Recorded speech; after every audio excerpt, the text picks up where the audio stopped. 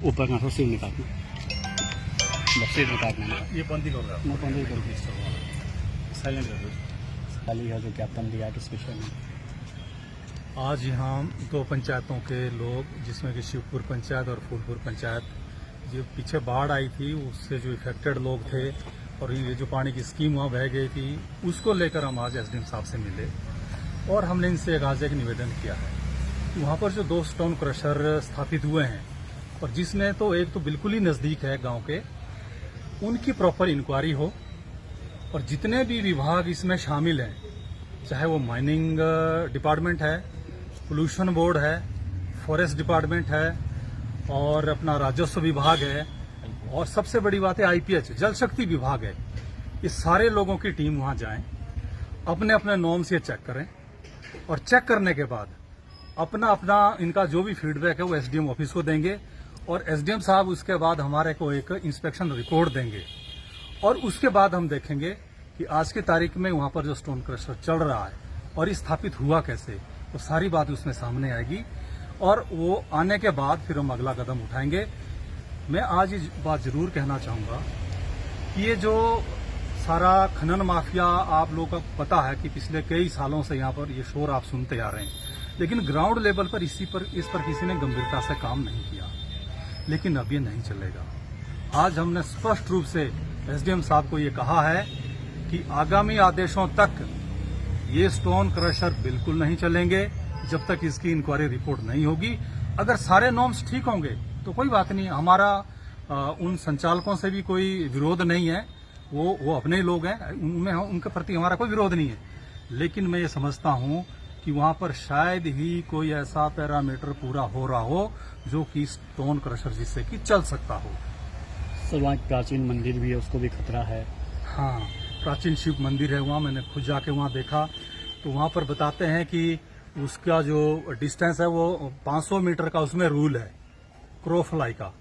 तो मैं तो एसडीएम साहब को यह कहूंगा कि वो भी एक कौवा उड़ा लें वहाँ से और उससे पता लग जाएगा कि वो 500 मीटर है कि 400 है कि 300 है, उसका भी वो उनको बिल्कुल वेरिफिकेशन उसकी भी करनी चाहिए। और शिव मंदिर बिल्कुल खतरे की जद में है, कटाव इतना लगातार हो रहा है कि आने वाले समय में अभी तो 3 घर गिरे हैं, ये 3 किलोमीटर तक भी अंदर नदी आ सकती है, नदी फिर कुछ देखेगी नहीं।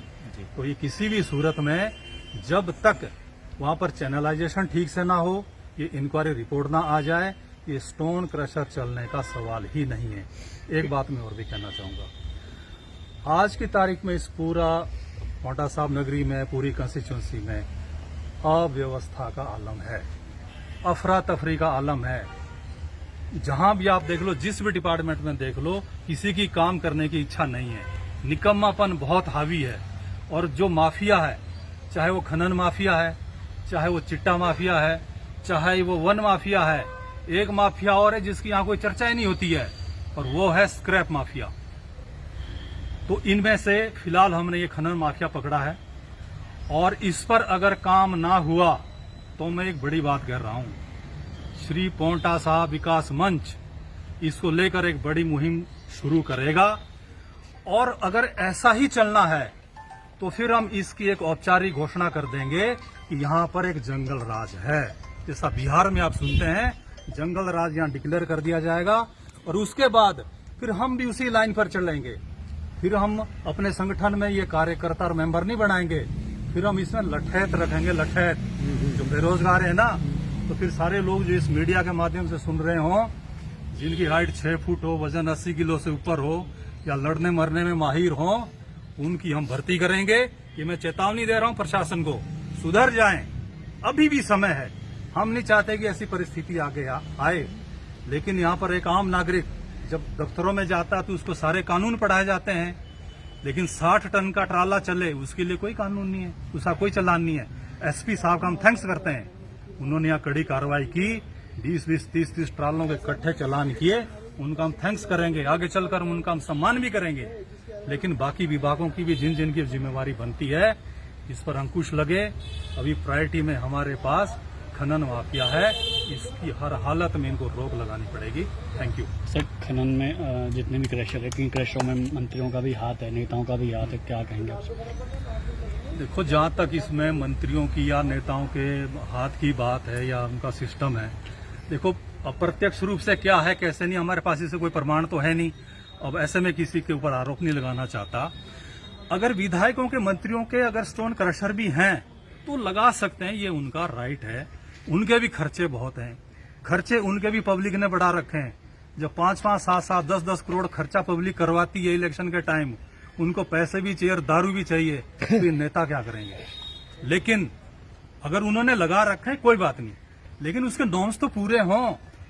कोई 2-4 नॉर्म कम भी है फिर भी कोई बात नहीं, नदी का तट तो मत काटो यार। इतना तो सोचो कि अगर हमने इसको पूरा खोद दिया तो मंदिर भी गिर जाएगा, लोगों के घर गिर जाएंगे, पानी की स्कीमें भी खत्म हो जाएंगी। कहीं तो रुक जाओ। मेरा इसमें कहने का मतलब यही है कि उनका अपना कोई बिजनेस कारोबार होगा, उससे हमारे को कोई ज्यादा मतलब नहीं है। लेकिन जो कानून दुनिया को, जनता को पढ़ाए जाते हैं, उसका वो खुद भी तो फॉलो करें। Thank you.